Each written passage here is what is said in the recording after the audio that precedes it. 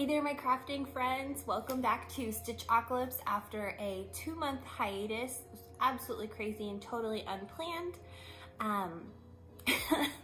So I'm sorry about that, but thank you for tuning back in. You can find me on Instagram at BABBLE, as well as my yarn company, BABBLE Yarn Co., also on Instagram, and then Etsy link will be down below or somewhere for you. Should you care to do a little yarn shopping or see what I've been up to in the dye pots. We're gonna do the normal format. So starting with sewing. Those of you in the retro rockabilly sewing community have either pre-ordered or at least seen and received, and if you didn't pre-order and you ordered like I did, then you already have it. So Gertie released the Jane set. I keep buying her patterns and I have yet to complete anything because such is the way of sewing for me right now. However, pants, people, pants. So I am much more inclined to complete this, seeing as I would actually wear this. I haven't been wearing dresses as frequently, and you know, in the same vein of working within my stash for knitting, I'm also working within my stash for sewing, but also making things that I will actually wear. You know, it's still in my mind wasteful to use this stash if I'm not actually gonna wear it or make use of it once it's finished. So making dresses has not been a priority. It's not been very enticing for me.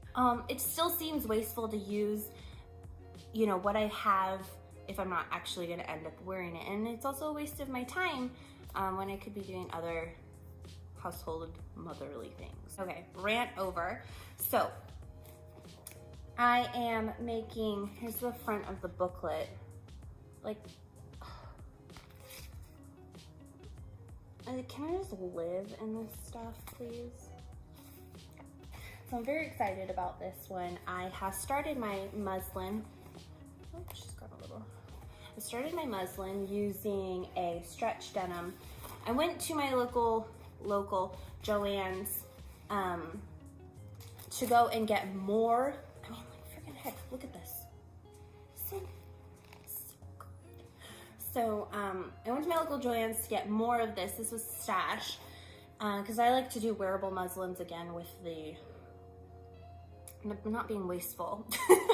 So wearable muslin in denim of the bustier portion, and they didn't have it, which is super frustrating, but I was able to at least get enough to do the top, so I am going to use something else in my stash to do pants, and it's just gonna be separates, and then I'm gonna pray for the best when I go to make the jumpsuit out of this less heavy stretch denim that I got, and I don't have it in front of me. I'll show it to you next episode. Anyway, I got this done. I am using for the inside just Ridgeline sew-in boning because I'm lazy, and I wouldn't say lazy. I have limited time and sewing is quite a production, as I've said before. So the sew-in boning for the muslin was just fine for me. And it's gonna give some good shape. I mean, like, after breastfeeding, my boobs are never gonna look this good. So I'm pretty excited. Hoping to get some more progress done on that for next time. So that is sewing for right now. Pretty pleased. And then getting into knitting. Should do whips or FOs first? FOs! Okay, so as you can see, if you've been following me on the Instagrams, I have been knitting my Rizzo top by Poisongrrls, aka Amy. Yeah, like, okay, here, I'm gonna put boobs in your face. The pockets on these pants just never. So I did the sewn bind off as she recommended in the pattern. Everything is pattern recommended. I follow the pattern for everything. I made, for reference for some people, I made a medium, and I am a 30, what am I? I don't even know my bra size anymore. I'm a 36 double G, although I think my cup size has kind of changed and I need to go get fitted. However, I'm a 36 double G right now, and I made a medium, and it feels pretty good. I did, let me see, I did do 7 extra rows after the waist shaping to make it a little longer, and to also account for the fact that my boobs were gonna take up more space. So I think that worked out pretty dang well.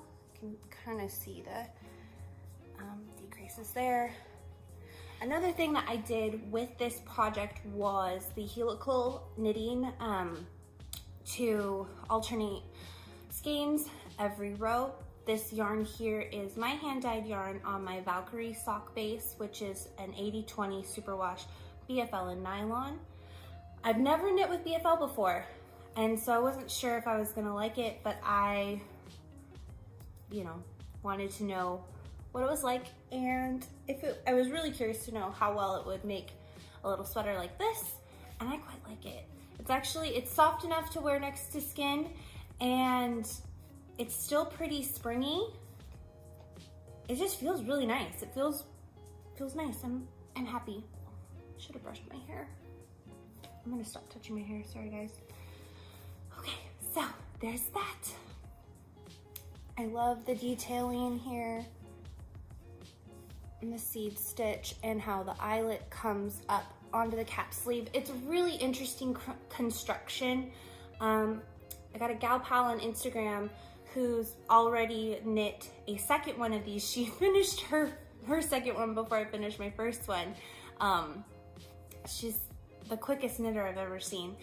So it's really, really fun. I'm already planning a second one. It's making me wish that I would stop buying singles of sock yarn and buy 2 of sock yarn, so I can always have enough for a top like this from Amy. And yeah, so this is my Rizzo top. I'm gonna take some pictures. If Odin stays down, I'm gonna take some pictures outside and get those on my Instagram, and hopefully update my blog. It's been slacking over there. So there's one FO. My second FO, as you may have seen from my last episode, I was very close to finishing my, oh God, my Betty and Judy Lodge sweater. She needs a little TLC because I wore the heck out of her over the holidays, so there's some pilling action going on. So please don't judge that. However, here she is, Betty and Judy, pilling and all. She's done. If you follow me on Instagram, you have already seen this. She's not on the blog, and I don't know if I want to put her on now that the holiday season is very much over with. But all in all, this is another great knit. I'm super happy that I made it. I would like to do another one in just a solid, just to have one, because it's so satisfying to work on a worsted weight project after doing fingering weight. So this one just comes together so quickly, and it's really comfy, and the poof sleeve is amazing. But I know Amy has something going on in the works in terms of poofy cap sleeves, so we'll see if that's, I'll probably work on it. But anyways, so there's that. For my first color work, I think it was pretty successful. Obviously there are some tension issues across the yoke, but I'm not super worried about it, again, because I guess I'm less of a perfectionist than I used to be, and I am less critical of myself. So that's been nice with age. So not too finished objects, but 3 finished objects have I to show you today. And again, if you've been on my Instagram, you've already seen it, but I had to show you guys because all y'all on here have probably been like, what the heck, girl, finish this already, because I've been vlogging about it since July last year. So this is my What the Fade by Andrea Mallory. I do need to like redo the tassels because I didn't know what the heck I was doing, and they look a little bonkers. And they're hanging a little longer off the shawl than I wanted. But, and here's the back. All right, yeah, amazing. This felt so good to finally cast off, and I cannot tell you how long it took me to cast off this edge. I thought I was gonna die. It was taking forever, but it's done, and I'm a little bit sad just because I didn't realize how much I relied on this project to just sit and relax. You know, I could watch something with subtitles, and I didn't feel like I was sacrificing attention from one project to the next. I did block this. I thought I blocked it lightly, but clearly I did not, because the brioche has stretched out significantly, and it also is less squishy because of that. So I don't know how to fix it except for maybe blocking it again, or if perhaps it's just, this is just how it's gonna be. I don't know. But you know, for my first brioche project, my first shawl, I'm pretty happy. And it's so warm and smells good. So again, for reference, I have the pink here is Harajuku from Hedgehog Fibers, Skinny Singles.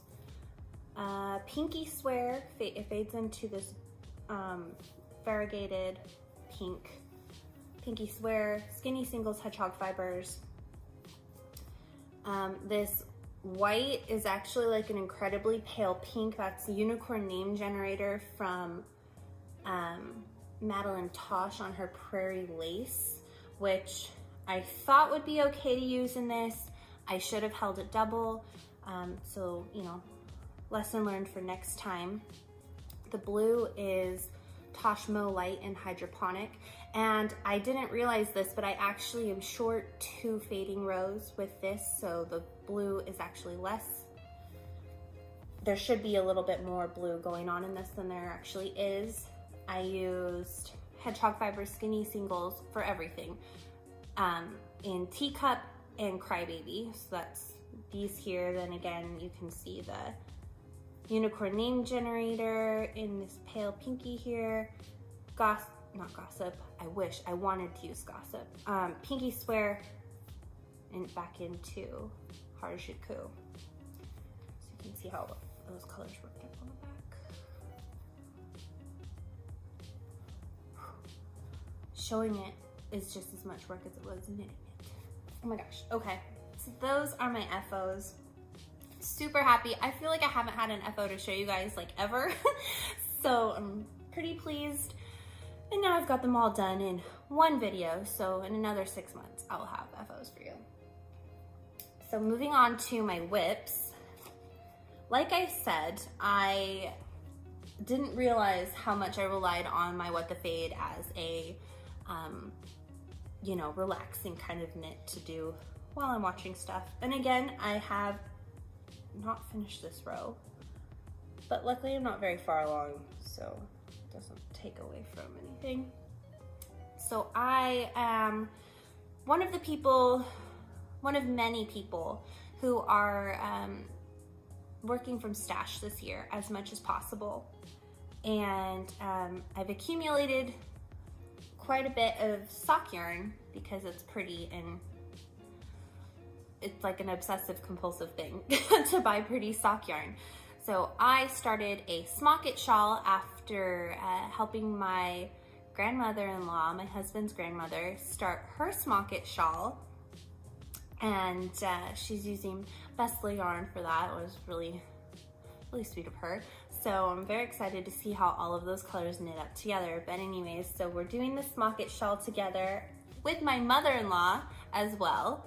And then, yeah, super exciting. So this is my Knox Yarn Co. This is her Diana sock, which is 100% superwash merino in Cheering Charm. I got this at, it's a little greener than it's coming up on camera. I got it at the Black Squirrel in Berkeley, which is like such a darling shop. I always want to go down there, but I never have any money anymore, so it's kind of a trek just to look at yarn. So there's that FO, and then not an FO. Whip. So it's not unusual, if you haven't noticed, for me to be constantly working on a Poisongrrls pattern. So Amy released the Primadonna, and this is the headband variation. I wanted to have this done to wear with my Rizzo top, but you know, I got too excited, and also I don't have 12 hands like I wish I did to knit everything with. So the idea the idea behind the Primadonna pattern is a like a warmer interpretation of the vintage chiffon headscarves. I have a bunch of those, and I don't really wear them so much anymore because they're vintage and I don't want them to wear out. So I just kind of save them for taking pictures and things like that. That's where this comes in. Mohair turns out to look very much like chiffon. So we've got the headband version here, and then eventually I would like to do the full turban. However, I only had a 25-gram skein of mohair in my stash, and I think the turban takes up a whole 50-gram skein because you're holding it double. So this is held single, so I can get away with using this smaller amount. So there's that, my Primadonna headband. Second to last, I have going on here. My second to last whip is a sock that is not for my husband. Sorry. I want to be able to show you guys and other people how my yarn works up. So that's why I used mine for my Rizzo top, which I think it's less, on camera this looks more red. In person, it's more of a true purple. I think it's a little cooler than it's coming up on camera, like cooler toned. Anyways, this is hand-dyed yarn from me. The toe was a sample I was working up on a mini, and then the foot is Maiden of Avalon from my Mists of Avalon collection. It's my absolute favorite book. The pattern is Rosehips by Yarnia Designs, and I had seen this pattern last August. I was watching BB's Handmade podcast, and she was a test knitter for this pattern, and I fell in love. But I hadn't gotten around to knitting it until now. So again, where's the camera on here? Is it right there? No, it's over here. So you can see like my rose motif gets better as the sock goes on. I really had a hard time. You know, my tension is looser on this side than it is on this side. I don't know why it does that. I'm hoping it'll block out a little bit. It should. But I am turning the heel, working on my heel right here. So far, I'm really loving this. It's really not a difficult pattern. I was just reading, I was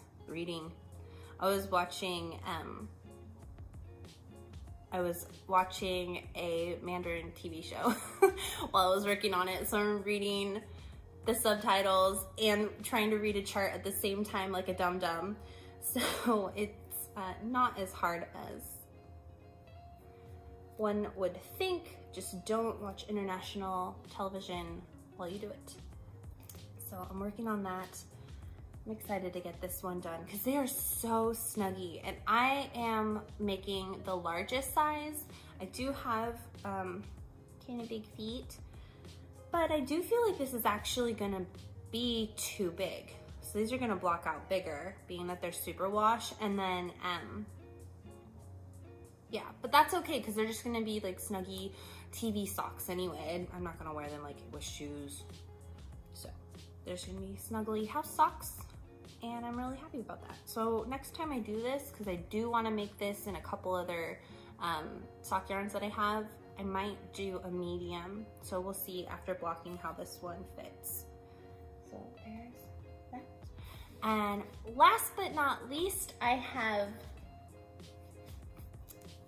one more shawl project because why not? I hadn't started this in the last episode, I don't believe.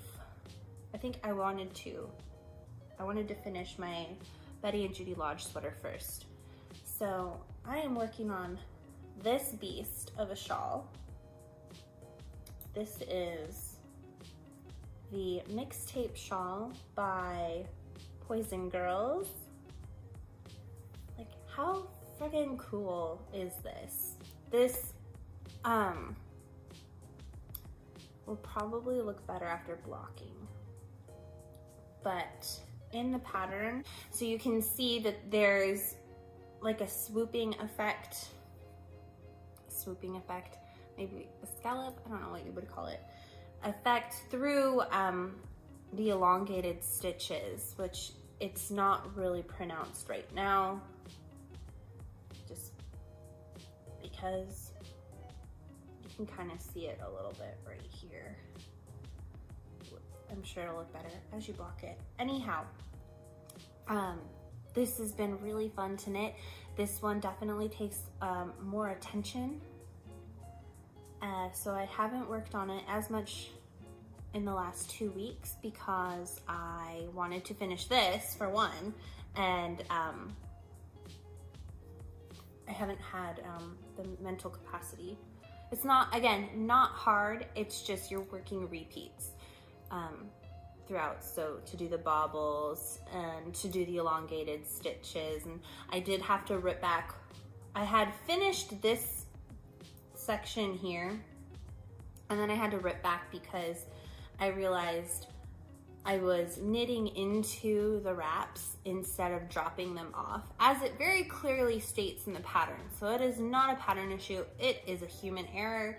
So I had to rip back all of that because I was triple the stitches I was supposed to have. But this is working up really fun. So this purple here, this is my Luna sock base, 100% superwash in the color Mystic. And it's a deeper, richer purple than is coming up on camera, as is the way. This is a little darker than the final colorway. This one was kind of a one-of-a-kind dark workup for developing the color. So there's this one, and then this one here is a Norn's Fate. This is my crescent sock, or crescent fingering, single ply, 100% superwash merino. It's just a Norn's Fate.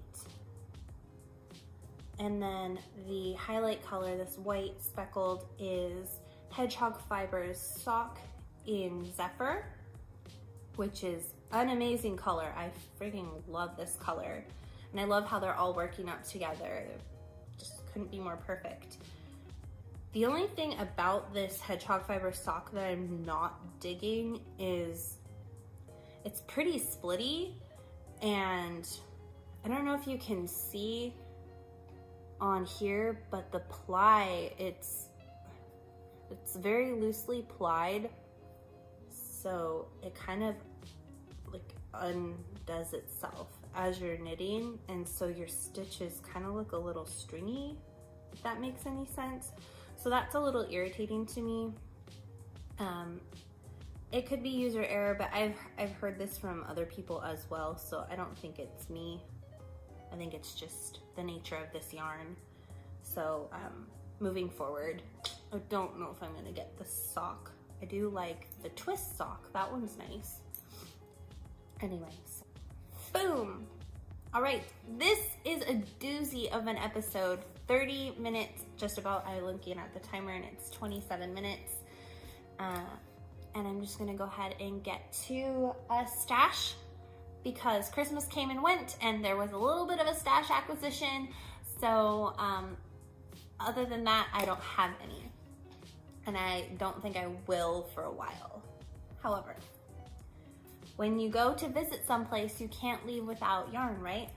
So when I was visiting my family in Missouri, they live in Kansas City, I went to a shop called the Yarn Shop. I don't know. It was in Overland Park, which seems to be where all the yarn shops were, but I didn't go to all of them. It was a little much dragging my sisters around. So yeah, I got this Dream in Color yarn. This is their smushy extra fine merino with nylon. So it's 85.15, 420 yards in Uptown Electric. So this would be another great mixtape shawl yarn for sure. Then for Christmas, I was given some yarn money, and I've been wanting to get something from Casual Fashion Queen for so long. I look at indie dyers that I really admire and I really like their style. Casual Fashion Queen definitely comes to mind, and I don't know how she does it. I think she homeschools her boys. She has a couple, so she has more than one child and homeschools and has a business, and her colors are amazing. I aspire to her level of awesomeness. So this is Moon Prism from her Magical Girls collection. Magical Girls. Now I'm thinking why didn't I get 2 of these so that I could make another Rizzo top out of it? But these will make really great socks too. So we'll see what happens, what they grow up to be.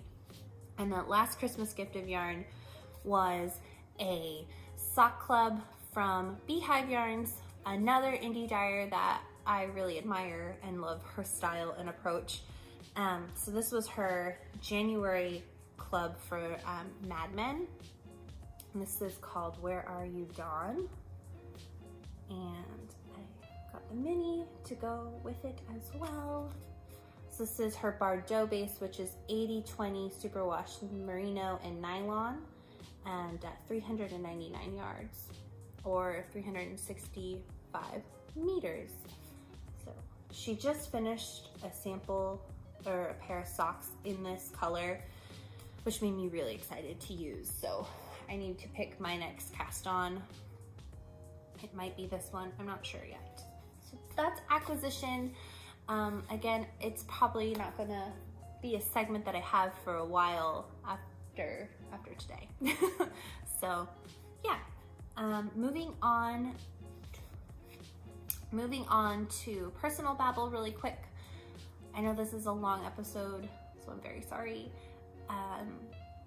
Yeah, so with the holidays, I had every intention of filming again, and with the holidays, it just got too overwhelming, especially prepping to travel, and my husband having finals and studying, so he had less time to help me watch the baby, so I could do something like this. And then the next thing I know, it's January, and we stayed in Kansas City through the new year, so we got back and it's already 5 days into January, and all of us get sick. Then we give it to my in-laws and the whole house is sick. And then I had some other health problems. I'm fine now, but emotionally and physically, I just was not up to filming and putting on a happy face. So I just took all of January to myself, and then yeah, before I knew it, it's the 20th or 19th of the 20th of February, and I thought, I need to film. So here I am, yay. What else is going on in my life? I'm just trying to spend any extra time I have working up garments in my yarn and working on my business. It's been really amazing to make something and sell it and see people working with it, and it's like, oh my gosh, it feels so good. So everybody has always wanted me to either, you know, sew up a finished garment, or now people want me to knit finished garments and sell them, and I don't want to do that. I would rather give people the tools to create their own because of what the making process does for me, and I want to share that with other people. So this is more of my love letter to makers, to dye and to be a part of your process. And yeah, so I've just been putting all of my extra energy into doing that. So I've got quite a bit in the shop still, and I'm looking at bringing in new bases when I can. So that's where I've been at, just focusing my efforts on my business and growing that and having a really good time doing it. It's just so much fun. It's a lot more work than one might think, especially when you're coming up with colorways and then you're working the business side on top of that, and the marketing side because you're taking your photos by yourself. So it's just a lot, and I'm used to being super busy, so it's really nice. One thing I wish I had more time for was nighttime. I want to go to a knit night. I think that would be one thing I really want for this year, is to start going to a knit night regularly and sharing what I love with other people periodically. All right, before I ramble on any longer, I will bid you adieu. Thank you so much for watching, coming back. I saw I have a couple new subscribers, and I'm kind of like blown away that you're even interested in hearing what I have to say. So thank you so much, and happy knitting, happy sewing, happy living, and I'll see you next time.